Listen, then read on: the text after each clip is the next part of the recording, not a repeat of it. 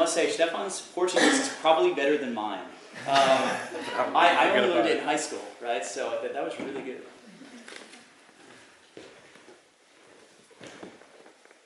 Every family has stories. They are the threads woven into the fabric which make up a family's historical tapestry.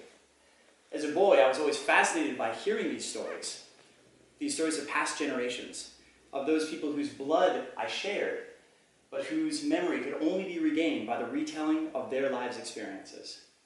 Reliving their adventures was like an invitation for me to be anything that I wanted to be, and embracing the idea that whatever they had experienced in their lives could somehow be possible in mine. I'd like to share one of those stories with you tonight, namely that of my father. It encompasses 3 different continents, 4 countries, and almost 81 years. But it all weaves down into what I hope you will find to be a fascinating life. We are actually lucky to have my dad here. So of course he can tell me if I get any of these facts or dates or names wrong. So. Now, my dad's journey started, of course, on the first day of his life. Or, should I perhaps say, 4 days before that.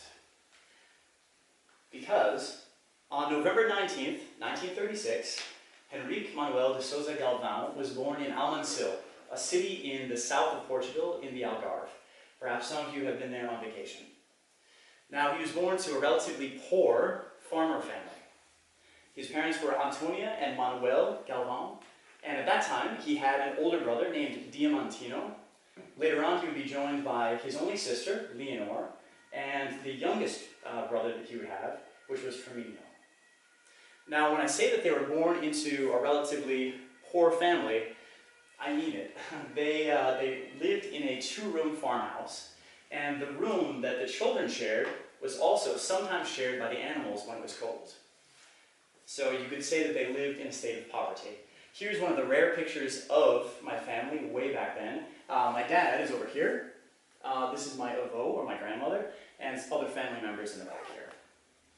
Now, I mentioned this birth date and then 4 days before. The story goes that my grandmother, after she gave birth to my grandfather, skipped ahead. So the story goes that after my grandmother gave birth to my dad, she actually, within a couple of hours, was up doing farm and family tasks. She never got around to going to the city hall to let them know that she had had a baby. She didn't get around to doing this, actually, until 4 days later, on the 23rd.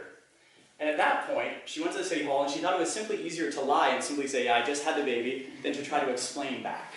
So on his birth certificate, it actually says the 23rd. Now, I myself have always been a fan of this, because if I forget to call on the 19th, I've got like 4 days grace period. So it works out really well for me. And the funniest thing about this story is the fact that my grandmother never got around to telling my dad this until he was in his 40s. So Portugal back then was a very, very different place than it is today. Back then it was ruled by a dictator named Antonio Salazar. He came to power in 1932 and never let go of that power until he died in 1968, 36 years later. Now, here he is on the cover of Time magazine in 1946, labeled as the Dean of Dictators and compared to a rotten apple. And that's very much the way that it was. Especially for a poor farmer family, it was extremely difficult making ends meet. There were many stories that my family told me about the poverty that they endured. For example, the government would come and they would take not only taxes from you, but a lot of the harvest that you had just gathered in fall. It was so bad that my grandfather ended up digging a hole down below the floor of the house that they had so that he could store things secretly. Things like olive oil that you could sell year-round to be able to make the money that they needed to survive. Another story that Diamantino told me was that when Diamantino, my uncle, my dad, and my grandfather used to go out in the field in this hot baking Portuguese sun all day long, they'd be working, and when noon would come around, they would stop for lunch. But very often they had so little food, sometimes they would only have one sausage between all 3 of them. Typically, my grandfather would cut that sausage in half, give it to both of his sons, despite the fact that he was doing the lion's share of the labor.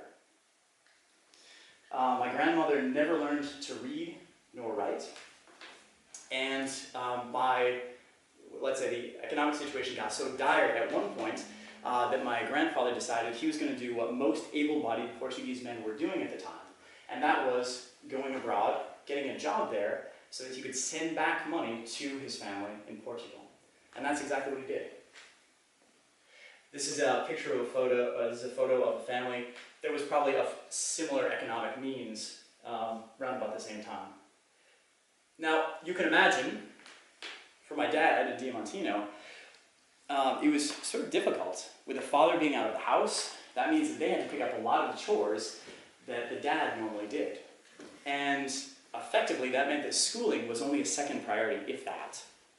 As a matter of fact, my dad he actually had less than 3 years of schooling in his entire life. And most of that was before the age of 10. When he did talk about school, he talked about a one-room schoolhouse, and it wasn't really planned. The kids that showed up that day, no matter what the ages, would have to listen to the exact same lesson from the teacher. So it wasn't all that effective. Another thing, which was quite different than what you're used to today in Portugal, is arranged marriage. I had no idea that this existed until I heard this story. And as a matter of fact, my uncle and my aunt, both of whom are still alive, and relatively happy, I would say, are a product of an arranged marriage. That means that their parents decided who they would marry. They didn't really have a choice in the matter. And although my dad wasn't set up in an arranged marriage, he might as well have been. Because from a very, very young age, probably 5 or 6, he had been promised to marry this girl next door, in the farm next door. Her name was Elvira. Okay? And he remembers sort of playing, husband and wife and baby, and thinking to himself, talking to Elvira about the fact that someday they would be doing this for real. It was just this assumption that would happen. Very different than today. And that's the way that my dad grew up. Yeah, working in the fields and hanging out with Elvira. That was until 1953. At the ripe old age of 16, my grandfather, who had been in Venezuela for a number of years, wrote to my grandmother. And he said, look, now that my sons are of age, I want them to come to Venezuela and replace me so I can go back and hang out with my family for a while. So imagine this. You're 16 years old. You've never been more than 10 kilometers from your house. You've never been on a train. And all of a sudden somebody's telling you have to go to a different country on a different continent with a completely different language. So for my dad, this was an invitation to excitement. He was just like, adventure, this is so cool, I get to leave. But of course, all the positives have a bit of a negative. All these plans for Elvira would have to be put on hold. With this familial decision made, he took the plunge. Here's a picture of him. Okay, he is over here. This is Diamantino, my uncle. And this was taken right after they got on their first train, headed up to Lisbon, and this was taken literally hours before they got on the boat to head to Venezuela. Okay. Now, I asked him about the clothes, because I was thinking, these clothes actually look pretty fine. For somebody who didn't have a lot of money. And he said that, no matter how poor you were, you still had to have one nice set of clothes to wear to go to church, for weddings, things like that. So, in any case, well, looking pretty dapper. And then he got on the Auriga. It was an Italian boat, and it took almost 2 weeks to cross the Atlantic. Back then, of course, this wasn't a luxury liner, it took a little while. And imagine this scene. After 2 weeks of being on the open ocean, he arrives at the dock, okay, in La Guaira in Venezuela. Now, my grandfather, who had not seen his 2 sons for how many years? I can almost imagine him just coming to the dockside, just trying to figure out which ones were his kids, right? But he finally finds them, and to celebrate the reunion, they end up going out to a bar and having a beer. Okay. Now, to give you a bit of a feeling of what Venezuela was like at the time, here are a couple of pictures of Caracas in 1953. As you can see, clearly the war did not affect South America half as badly as it did Europe. So there's quite a lot of development and money going into it. also this. I mean, really not a bad place to be. But this did not necessarily speak to my dad and my grandfather's life. My grandfather had set up a very small brick-making factory. And when you think of factory, you can't think of big machines or anything like that. This was extremely manual labor. My dad talked about how they would take wooden molds, put them on the ground, and pour the brick into that. Then after the bricks were fired, he would have to take them out of the oven, put them in hand carts, and then transport them to where they had been delivered, or where they had been ordered from. So you can see this. Despite the fact that this was dirty, heavy work, he still has this look of pride on his face. I think this is pretty cool. Now, in the evening, life wasn't all that much more luxurious. He ended up going back, and his room was an old, dilapidated bus that had been turned into a room for 3 people, 3 of the workers at the factory. That's where he slept on these hot Venezuelan nights. Well, after 6 months of my grandfather having settled in his 2 boys, he was like, I'm out of here, I'm going back to Portugal. So he leaves, and this is the point in time that I'd like to stress one of the things that appears and reappears in my dad's life. The point, or the idea of reinventing oneself. Reinventing yourself, when you don't like the conditions around you, you basically reinvent them to fit your idea of where you want to be. And this is exactly what he did. So he quit the job pretty much as soon as my grandfather left. He was like, nah, I'm out of here too. And he picked up a job that was a little bit better, right? So he was basically, he got this job on a bicycle, and he would ride around and sell either bread or ice cream. A bit more respectable, definitely cleaner work, and you could sort of see this look of pride on his face again, right? He told me this one story about this where he said that one day that was extremely hot, he was like, wow, you know, I don't have that many sales, I might as well just have a scoop of ice cream. So he started to have a scoop of ice cream, and then after a little while, thought the same thing again, had another scoop, and by the time he went home, or went back to the office, so to say, it was difficult to actually pay out all the product that he'd eaten. But in any case, he was moving on up. But it didn't stop there. He decided that if he really wanted to sort of make something of himself, he needed to have yet a better job. And he was thinking being a waiter in a hotel was a great way to do that. So there was the Grand Hotel Bolivar in Ciudad Bolivar. Now, in doing research on all of this story over the last couple of years, one thing that I realized is that this hotel and the next hotel I'll mention were actually pretty famous places. This is where presidents would go, movie stars, when they went to Venezuela. So this was not a bad place to actually have a job as a waiter. And it was so funny. As I was going through this presentation with my dad today, he mentioned a story I had never heard before. This guy, okay, and him were friends.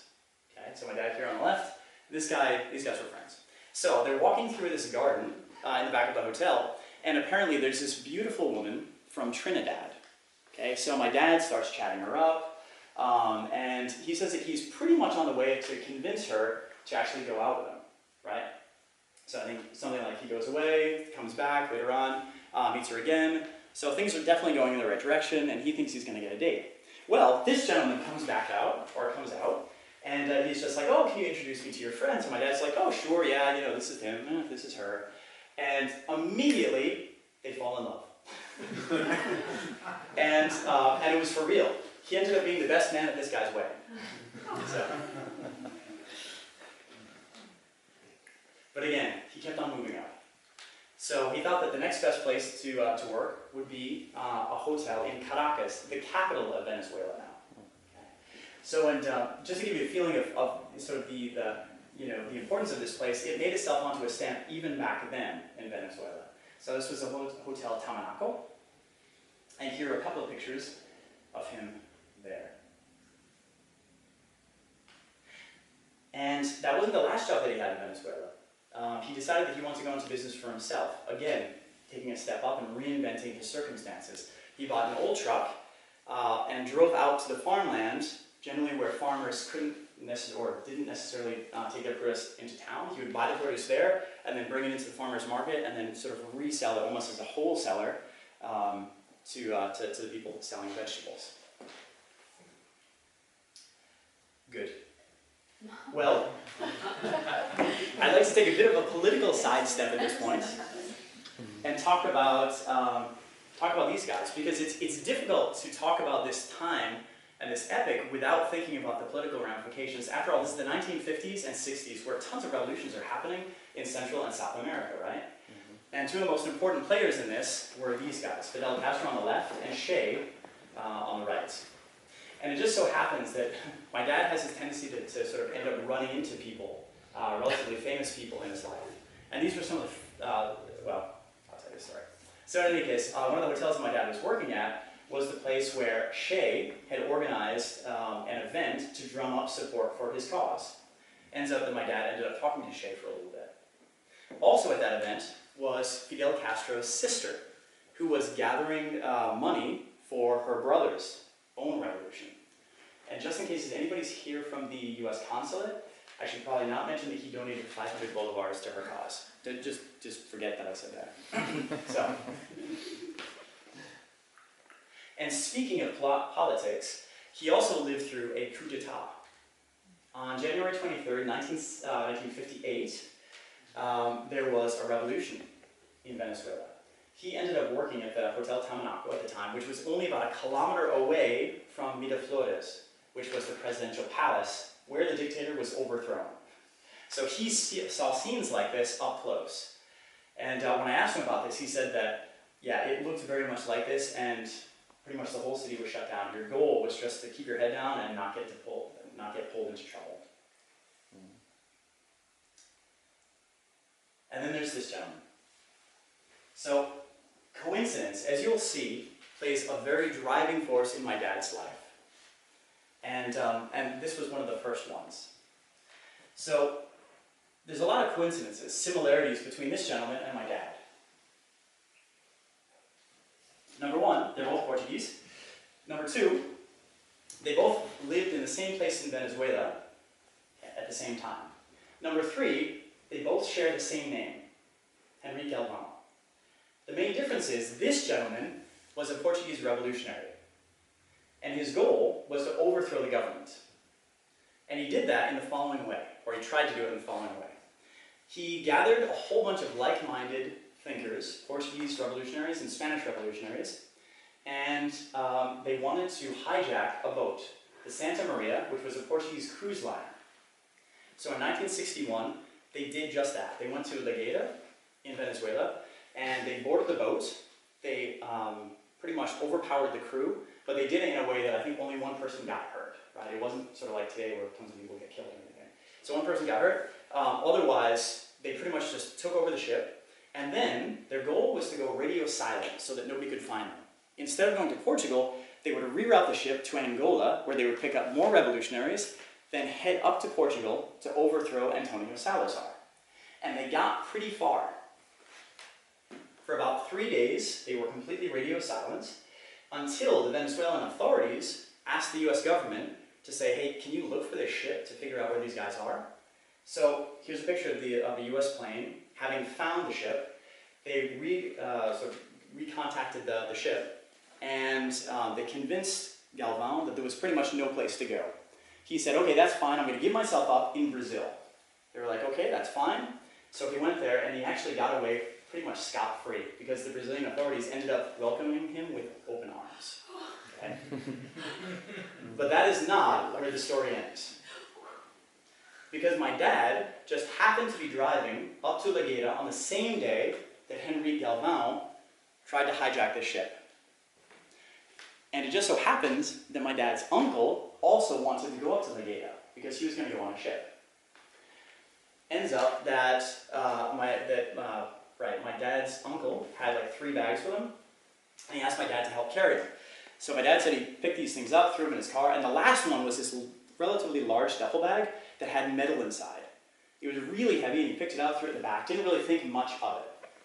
Up until the point in time that he dropped his uncle off to get on the Santa Maria. And it was only in retrospect that he realized that his own uncle was one of the revolutionaries who helped Henrique Galvão hijack the ship. Every family has black sheep. Ours just happens to be a hijacker, but that's okay. For a good cause. Yeah, exactly. So, Right, so 1962 rolls around. And by this time, my dad had been in Venezuela for 9 years. He had really reestablished himself, right, in this country. And at this point, my grandfather came back from Portugal to Venezuela, not to start another business, but rather to get his sons to come back to Europe. And there were a lot of good reasons. Political stability, right? Europe was a lot more stable. Economic stability. And Europe was a lot closer to Portugal than it was Venezuela. But he didn't want my dad and Diamantino to come to Portugal because, again, it wasn't very good there still. Under Salazar, he wanted to go to France, where he had an uncle. And if it sounds like we have family everywhere, we do. It's crazy. Like, when we visit Portugal and we're going down the street, my dad's just like, oh, there's a cousin, and this is an uncle. I'm just like, it's like one big extended family. It's crazy. But in any case, so with a little bit of nudging, my grandfather got his boys to get on this ship, the Bianca C. And if you think it was easy for my dad to get on the ship, shortly after this hijacking took place, it wasn't. It took about 2 hours of convincing the Venezuelan authorities to let him even board this ship. But he finally got on, and they headed to Marseille. And speaking of ill-fated ships, only a couple of months after my family rode on this boat, there was an engine fire which eventually spread, and it caused the ship to go down to the bottom of the ocean. So if anybody's a diver and wants to go to one of the 10 best diving spots in the world, you can still see the Bianca C today. Okay, Paris, 1962. Now, my dad had some experience in reinventing himself in Venezuela, and he would definitely need it in Paris as well. After all, this is a whole new language and a completely different culture. He really stressed how Venezuela, that was one way, but it was to a certain extent a little bit backward. The educational level wasn't very high, whereas Paris was something completely different. Right? These are some images from 1962. It's sort of reminiscent of the 1950s in the US, right? And my dad found it to be, he talks about it like being in one big university, right? Just learning all the time. And I love this picture because he just looks so French, doesn't he? It's just like the typical, but exactly what you would expect from a 1960s Frenchman. This was one of the first cars that he had. And a number of things changed for my dad. He was picking up French relatively quickly. He also changed the way that he worked. He wasn't working in hotels anymore, but rather he started working in very large factories. Right? For example, he worked for Renault and also for 3M. And one other major thing that changed for him is for the first time in his life, he met somebody who he thought he could marry. Her name was Ramonda. And Ramonda had a 5-year-old son named Patrick. Ramonda was a widow. Her husband had died just a couple of years earlier in a work accident. Now, the two of them met, they fell in love, and it went relatively quickly to the extent that Ramonda's father had actually donated them land, and everybody had the idea that they would build a house on it. And